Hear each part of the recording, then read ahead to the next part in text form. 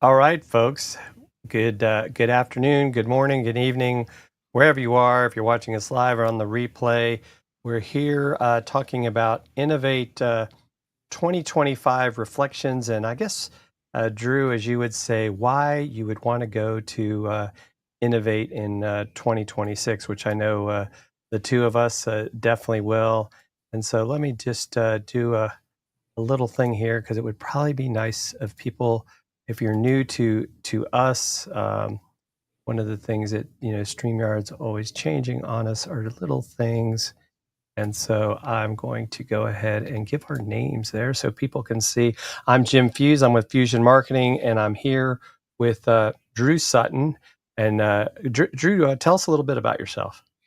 Yeah, I kind of have a weird backstory. I tell people that when God was creating my character sheet, he filled it all out with math.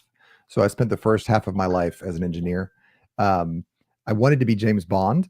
Watched a bunch of that when I was a kid, Saturday mornings with my dad, and then I realized that all of his friends got shot. So I was like, I think I want to be Q instead.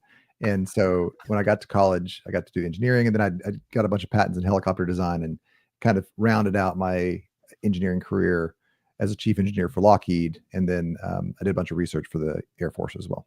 So that's my background, and now I do leadership coaching, which people think it's funny. They're like, "Hey, how did you go from engineering to leadership?" And the truth is, what makes a product is the people involved. It's you have the engineering side, but then you have production, and you have supply chain, and you have legal, and you have the politics. Man, you want to talk about politics? One of the most political areas you get into is research. And so you kind of learn all those skills and you start developing people, and it's a very short jump from engineering to leadership. Oh yeah. Well, and it's funny because I work with Peter Lasowski over at Relatable, and he's a engineer as well by trade, and I think that's one of the things is for engineering to really be successful, you really do need leadership, right? They got to have Oh yeah. somebody to tell them what to do, and I mean, as much as you always want to geek out because you're a pretty humble guy, but you got a few patents Yeah. on Yeah. helicopters. I have 30 patents in helicopter design, which Yeah. means that I was foolish enough to sit on the same question far longer than anybody thought was reasonable. And that's how you get 30 patents on anything. Yeah.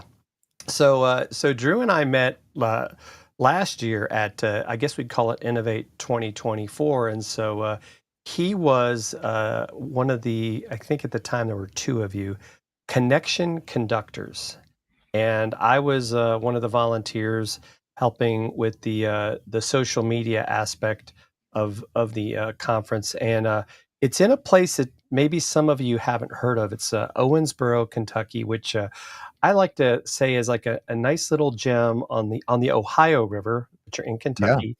Um, and it's on and where they have the conference is at the conference center right there on the waterfront. It was extremely enjoyable, I think, for us to be at. And so not only were we there this year, it'll be there next year, but that's how I met Drew. And so, Drew, tell people a little bit about the concept of the connection conductors, because then we can kind of get into how that really grew and blossomed this year. Yeah. So the genesis of connection conductors starts with my ADD. So like you can graduate school summa cum laude and magna cum laude, right? And I graduated thank the laude because I couldn't say, yeah, I understood the content, but I cannot stand to sit and just listen to a lecture, which is ironic because I speak now, and so every time I get up and on stage, I'm like, there's a Drew in the audience that is just dying right now. When YouTube came out, I discovered you can listen to things at 2x, and then I was like, oh, this is my speed. So, at any rate, a mutual friend of mine and Brian Wallace. Brian Wallace is the founder of Innovate. He said, "Hey, Brian needs a speaker." And when you get to know Brian, Brian knows everybody. Brian doesn't need a speaker. But so glad that the mistake happened because I said, "Hey, Brian, what are you doing with Innovate?" And he said, "Well, have you ever heard of South by Southwest?" And I said, "No, I've not heard of that." And he said, "Well, South by Southwest, for those that don't know, is kind of a kingmaker conference. It's been going on for decades, a decade and a half, something like that. Twitter came out of it. A bunch of really like things that drive our culture came out of that. And there are these kind of loopholes in time where, you have a conference and really interesting, talented people get together, and then they cross pollinate and they're like, hey, we should do something. And so that was South by. I think South by has jumped the shark. I'm not picking on South by folks. I'm not trying to start a fight here, but COVID kind of changed the landscape of gathering of in-person events. I think anybody that's gone to a conference in the last 2 or 3 years knows that. And so I said to Brian, well, if we want to make it a kingmaker, instead of forcing me to sit here and sit through some amazing speakers, and there are amazing speakers, like everybody that like I've gone back and listened to the talks, they're all great. I was like, can I just go around? Because when you go to a conference and there's like 2 to 4 people, and they're just like, there's the people you came with, and they just kind of like we just talk to each other for the whole conference. Right. I was like, will you give me a badge, and then I'll just go around and meet people and intentionally break up those knots of people. And he said, that's a fantastic idea. So Blake and a guy named Ari and myself got to do it the first year. Jim, you were a connection conductor this year. It's kind of concierge connection. So we believe that everybody is a key to somebody else's lock. And so the first step is, and this is, I think, the leadership task, is you put amazing people together, like super talented, go giver, give first type people. You remove the narcissists, you remove the sociopaths. And then you have this really cool petri dish where something could happen, but it won't happen. Like if you think about like a fire triangle, there's a heat and oxygen and fuel, but you still need that spark. So I can't make the spark happen, but I can put together the right people and then spark the conversations. And so that's kind of connection conductors. And it's one of those things where I finally got to go to a conference and run it the way I wanted to, which was just to meet amazing people. And turns out everybody loved it. And so we expanded that connection conductor role this year and invited a whole bunch of other amazing people. Again, Jim was one of them. And man, it's just so much fun to go to a conference where everybody here is amazing. And you're like, how do I start that conversation? And then there's somebody with a badge. It's like, hey, I'll start the conversation for you. Super unique scenario. Yeah, and I think too, because I think you and I we talked a couple weeks ago. I used to volunteer at Social Media Marketing World, and I was part of what was called the Connections Crew, and so we did to some extent, not the extent that we do with the connection conductors.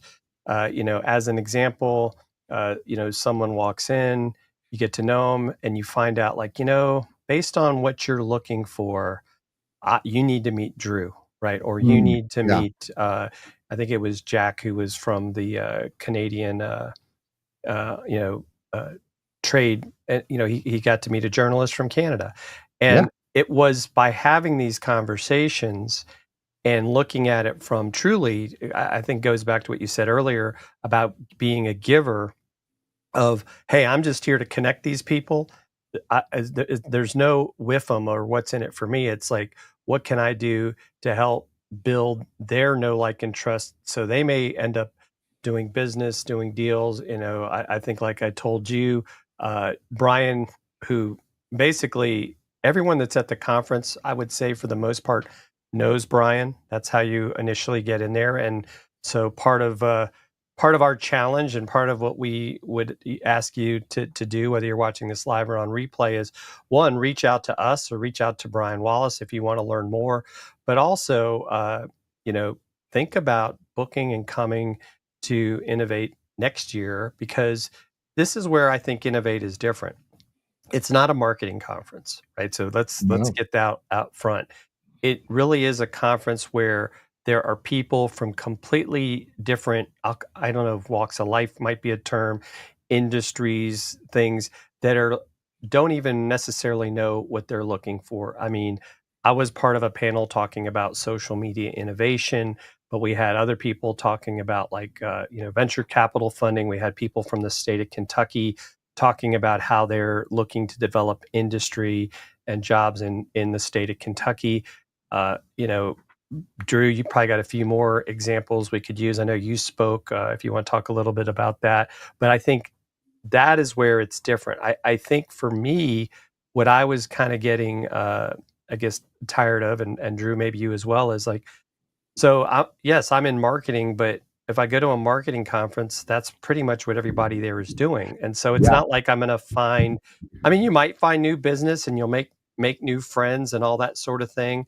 But you have to really start to think from a business perspective. And I think the pandemic kind of taught this is I've got to kind of spread out and go talk to people that are in different industries, because a lot of times the skill you have, they're looking for and don't have it, and vice versa. Like, meeting Eric, who's in a manufacturing company, it's like, wow, I never thought of that. Or, Sean, who runs does stuff for nonprofits. I mean, he's probably not the kind of guy that's going to just go to a marketing conference. Not to mention, he came all the way from Israel.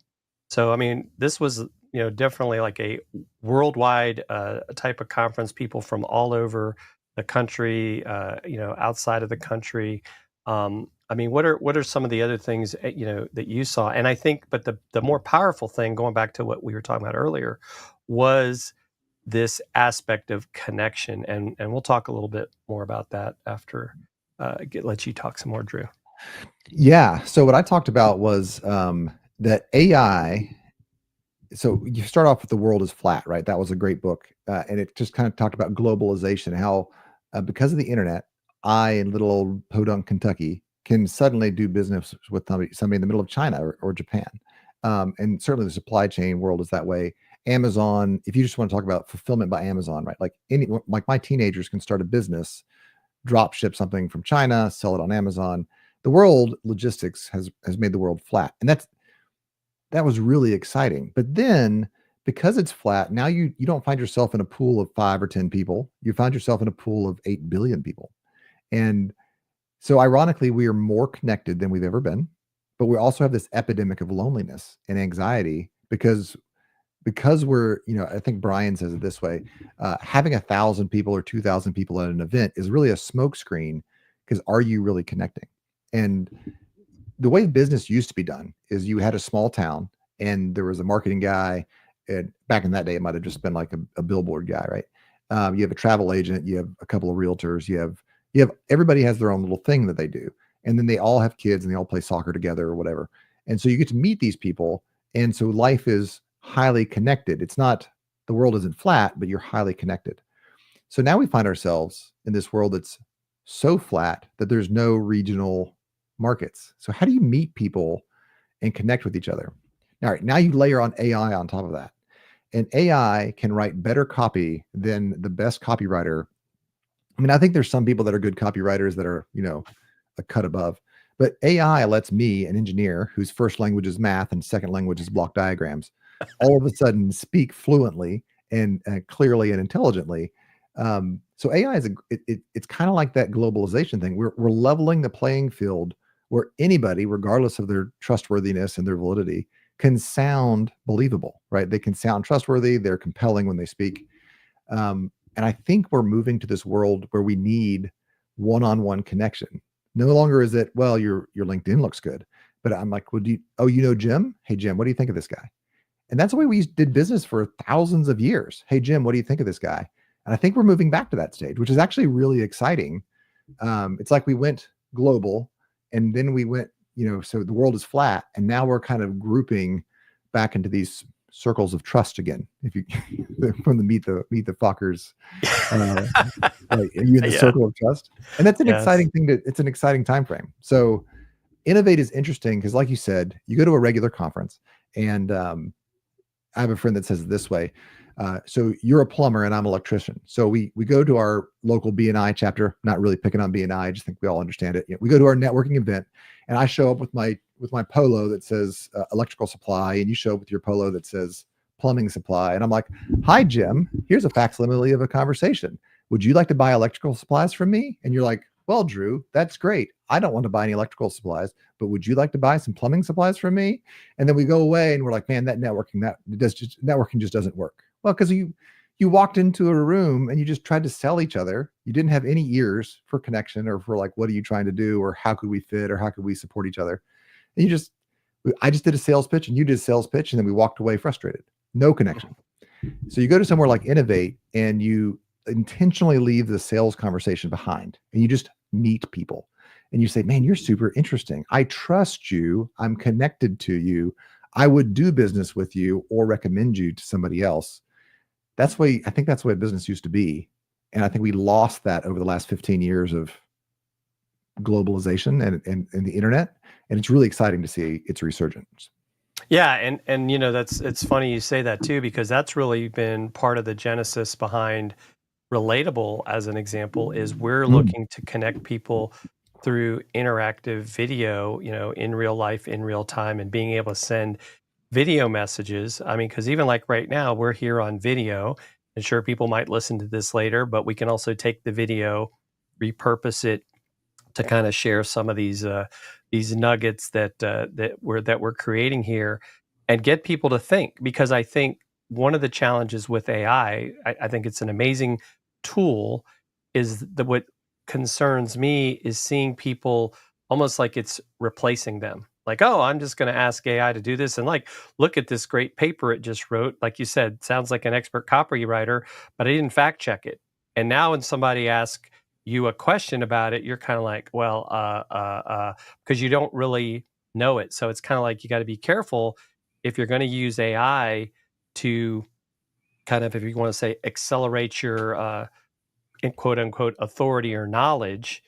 You have to actually already have that authority or knowledge. So it's more like, okay, I was actually playing. It's funny you mentioned. I was playing with Gemini uh, Flash this morning on my iPad, and it was like really fascinating, some of the stuff it provided me. Like, I asked me, it's like, hey, give me a guest checklist for live streamers. And I looked at it, and I was like, wow, this is pretty good. That's pretty good. Yeah. Yeah. Yeah. But I also said, but I'm now thinking, all right, I could take this framework, but now I'm going to add my perspective. Cause I might say, like it says, well, make sure you have a webcam. I might say, make sure this camera is the one you use. Make sure these are the microphones you think about choosing. Or if you don't have a webcam, you can connect your phone using this product or that product. And so then it's like, now I'm giving people a little bit more meat that the AI doesn't necessarily know, because it doesn't know everything that just came out. And I think one of the things, going back to Innovate, was that it was one room, right? So you didn't have to sit Yeah. there and pick, like, well, do I want to see Drew or do I want to see Jim? Oh, I want to see both of them, but I can't be in two places at once. And so I think that sometimes it's right, quality over quantity. And I think that's one of the things that Brian has done so far with this conference. Is everybody that was at this conference, from my perspective, and I think you would agree, Drew, were quality people. These are people that you want to have conversations with, that you want to get to know better. And even with the connection conductors and making connections, there's still people we didn't get a chance to know. Or there were people that were there last year, like, hey, I didn't get a chance to talk with you last year, but now we got to talk and we got to know each other a little better. And so I think that, to me, is part of the power of what is being created with Innovate. And so even as we've talked, as the connection conductors, it's like, okay, well, if I was going to invite two friends, or two, if you want to call it people, they don't necessarily have to be friends, who would I invite? Because it's like I'm bringing them in to, as you said, the circle of trust. Yeah. And that's where it's like BNI, and that if I refer someone to you and they screw up, you're going to say, well, dang, Jim, I don't trust you anymore, because you just sent me this turd and I did not have a good experience. So now it gets into like, yeah, I'd like other people to come, but I don't want just anybody to come. Well, and I think that trepidation of inviting people is actually a really, really good thing. That's a great sign. One of the VCs, there was a VC panel, right? So one of the VCs was like, hey, listen, don't introduce somebody to me so that you look cool. Introduce somebody to me that makes sense. Because I will remember, and the implication was, I will remember who you introduced to me. Mm-hmm. And I think a lot of times in business, again, when we're putting on the plumber supply shirt and the electrician shirt, and we're jumping in our truck to try to sell each other at a networking event, and I can't buy from you, I'm like, oh, I know a builder. I bet he'll buy from you. And so what I'm doing there is not making a genuine connection. I'm trying to look cool by essentially wasting one of my friends' time, and that gets around. Like if I know that you are connecting with me with people that don't fit, then I'll stop taking the appointments that you send my way, and I'll stop referring people to you, because I know that my reputation is connected with the people that I'm connected to. And that sort of discretion, I'm going to use the word discretion. There's other words that I might use that are more politically charged, but that sort of discretion that says, hey, my reputation is deeply connected to who I recommend. I think it's cool. I'm excited. Well, 'Cause it's the it opposite of kind of, mass yeah. I marketing. mean, Drew, it goes back to the whole concept of your network is your net worth. Mhm. And so it's sometimes it's not about making a bigger circle, but a better circle, Yes. you know? Most people, if you're doing like, we'll just take a realtor. I have a friend of mine who's a very successful realtor in the area. He says he doesn't even advertise anymore. He has about 20 to 30 clients that he buys and sells houses for. These folks have very nice houses, and so the margin worked for him. And he'll only do essentially second degree referrals. So if he's working with Claire and Claire has a friend named Sarah, he'll help Sarah. And he's so busy just doing that he has all the business he can stand, and he makes a very good living. And I think that we, in the world of Russell Brunson funnels, we think we need a million people, and we don't. I like Russell Brunson Yeah, as a thought leader, but yeah, we don't need 12 million people to get a certain percentage. We might only need 20 people that are sticky clients. right. Well, and I think to your point, that was part of, to me, what's happening with Innovate is we're building a community. And Yes. I mean, yes, it's a community initially based on, Brian Wallace's brilliance and bringing the right people together, but him also being truly a giver, and that he starts to understand, like, hey, this is a person that Drew needs to meet, or they need to meet Drew, or they need to meet Jim, or they need to meet, Chad. Shout out to our friend Chad Peterson, who I know is getting Honcho ready Chad. to be a MC next week at Social Media Week Lima with I love it. Jessica Suter, who was one of the speakers as well, and just she's an amazing person, connector.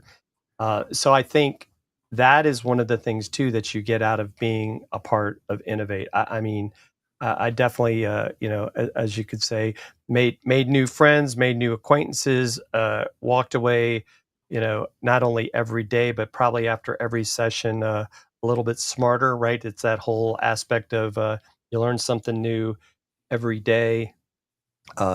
Margaret did a great job with managing the whole thing, and I mean, so I think for me, that's part of what to me is setting Innovate apart, and I'm glad in a way that it's in Kentucky, because at least I don't have to travel, across the country to get there. I mean, I would probably travel to other places because it kind of goes back to, is this, when we look at conferences, it's kind of like, is it worth my time? Because the proverbial I used to like this Far Side cartoon that showed Einstein, and it says Einstein discovers that time is money, and it's true. So if I'm going to take time away from other things I'm doing, then why am I there? Now, I think in the case of this, it's definitely for me building relationships that, and I think this is the other thing you kind of hit on it, where sometimes the problem with networking is that people go into in with like a sales mindset of like, okay, I've got to pitch myself. I got to have my 60-second elevator pitch. And I'm not really listening to you, Drew. I'm just wanting you to hear me. And I think, some of the books I've been reading, and even going back to like Dale Carnegie, or, I think we had, the one of the folks that's, works with Bob Berg. It's like, is about being a giver. And so Oh part yeah. of being a giver is listening to the other person, learning about them. There'll be that time for you to talk about yourself, but you can't, right? It's like they say, they gave us two ears and one mouth. So sometimes you need to use those two ears. And I think, uh, and this kind of hits back to it with your AI comments earlier, is we have to think, we need to continue to have critical thought. And so when I'm listening to what Drew is doing and what Drew is expanding on, it's like, how can I really help Drew? Not how does, what can Drew do for me? Because I think it becomes that whole thing. I have a friend, Brian Kennedy. He used to say that kind of when you do this, like when you start to give, right, it opens your hand to receive. And so Yeah. I think that's what I thought was powerful about Innovate, is that I felt like there was a lot more giving, and I think that was part of the power of the connection conductors, is we were there giving to the people attending to make sure that they were getting value out of the connections, not even necessarily the speakers. Yeah. There's a bunch of things running through my head there. I have Leif Taylor is one of the guys that was at the conference. He's a connection conductor as well. Leif is longtime serial entrepreneur, and one of the things he made a comment to me was, when you look at communities like this, deals really start to flow about the third year. So the first year, everybody meets each other, and the euphoria of meeting go-givers who you can actually trust and be authentic with, that's worth the price of admission the first year, easy. I think about the people I met this year and last year, just great people that have enriched. The fact that I have a show is literally because of Joseph Lewin, who helps people figure out how to do shows. And so, just great experience in life, right? It kind of renews your faith in humanity. The second year, you go back and you meet the same people who kind of fell off your radar, and you're like, oh yeah, I liked you. I've been following you on LinkedIn. I haven't found an overlap yet, but I do want to do something with you. And then you start to brainstorm, like, this is what I'm working on. This is what you're working on. Is there a place we can overlap? And then that third year, when you get something going, and you're like, you know what? I want to do something with Jim. So, like, for instance, we're on each other's shows. I'm going to have you on my show. Well, the first year I didn't even have a show. Now I have a show, Mhm. and Jim is one of the people that I think I want to, the people at Innovate make really great guests because they're all fantastic. Right. And then, I do leadership training, I'm doing some work with another of the Jimmy's one of the guys. Dave is one of the guys. They're like, hey, we want somebody to come in and do leadership training, and because of our relationship, I want to give you the opportunity. Now I still have to win the business, and that's my, that's the work of business and sales. But I have that open door now, that opportunity to be at the table. I got a couple of other deals that have come out of it as well. Some private equity guys I built some good relationships with who are looking to invest in Kentucky, and so now we're proposing deals to each other and getting involved. So my encouragement to folks as you network is to say, I'm not putting on my sales hat to try to get you to buy plumbing supplies. I'm letting you know that I'm the best dang plumbing supplier in the business, and I'm located here, and we're going to build an authentic relationship where I'm falling in love with your problems, and if I have a solution that works, it makes sense. And that patience, I think, is lacking in our world. And when you get around people that have that patience, where sales is not the capstone of the conversation, that's when really cool long-term rewarding relationships occur.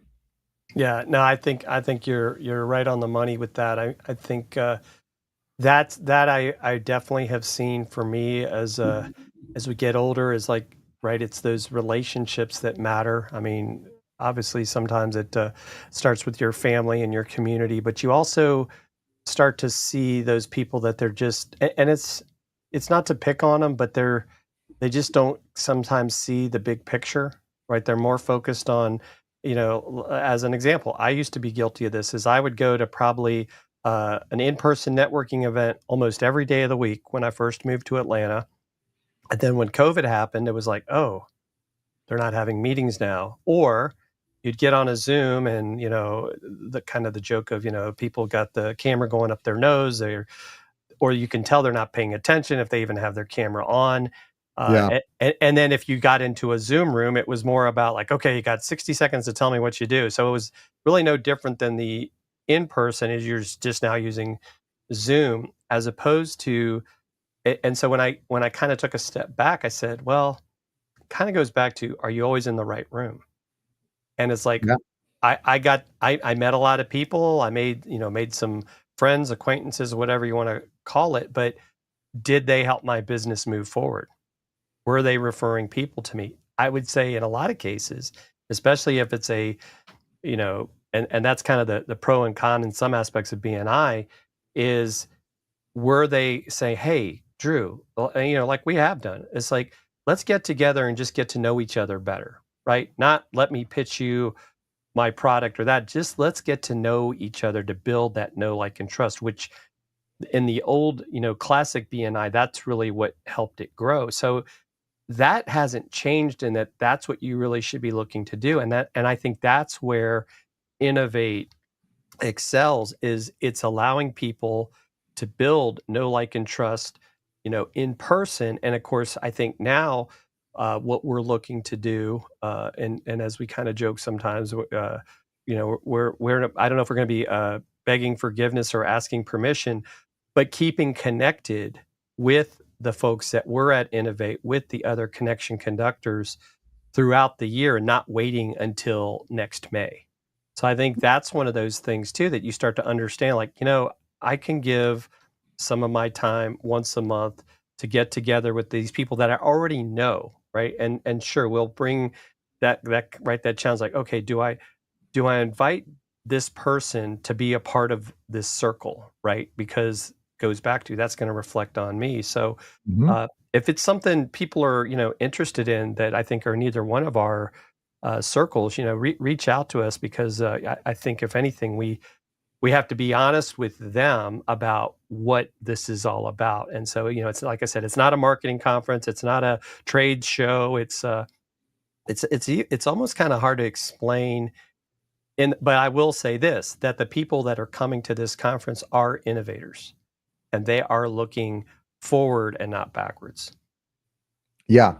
One of the things that we're learning how to do as a team is to build deals, because we have a bunch of innovators, and we have a bunch of money, and we have a bunch of we have folks from big companies, we have folks from small companies, we have experts, we have consultants, we have VC, we have PE, we have government funding.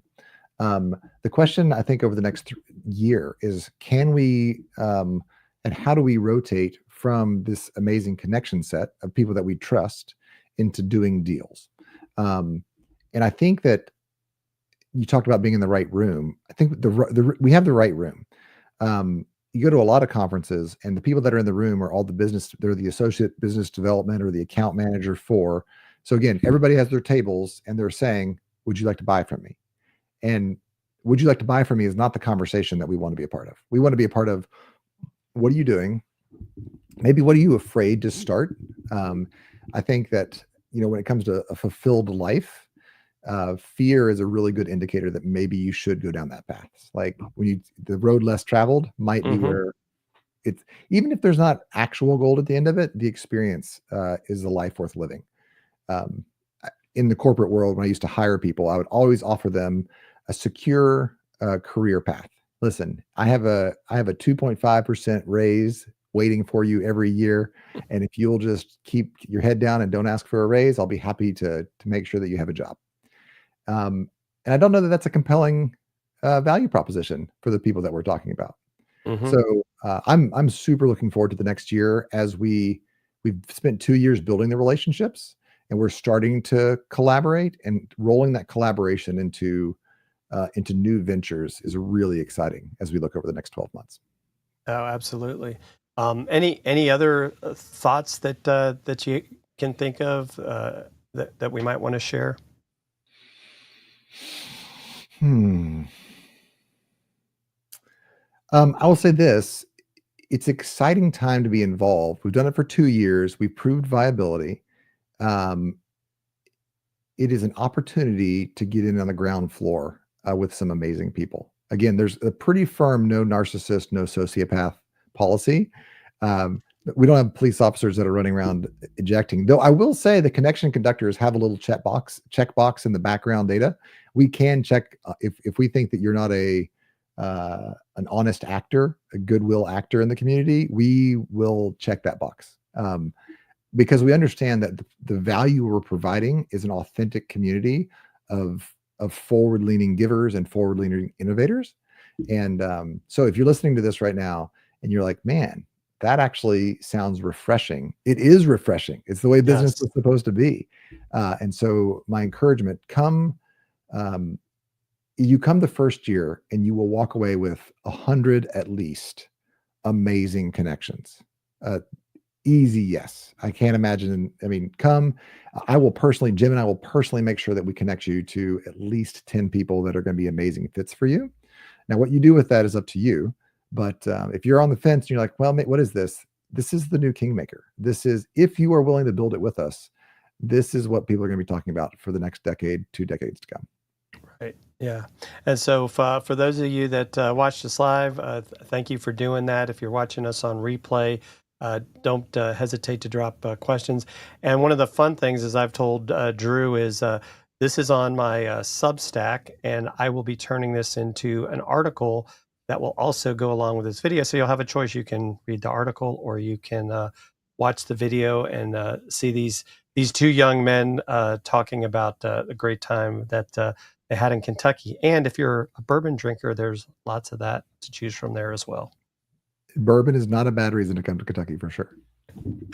All right. Well, thanks, Drew, for this, and look forward to being on your show here in the not too distant future. And reach out to us if you want to learn more about Innovate 2026. Yeah, or if you have a conference, either like a company conference or a conference, and you want to bring this connection conductor idea to your conference, this concierge, high quality, intentional connection.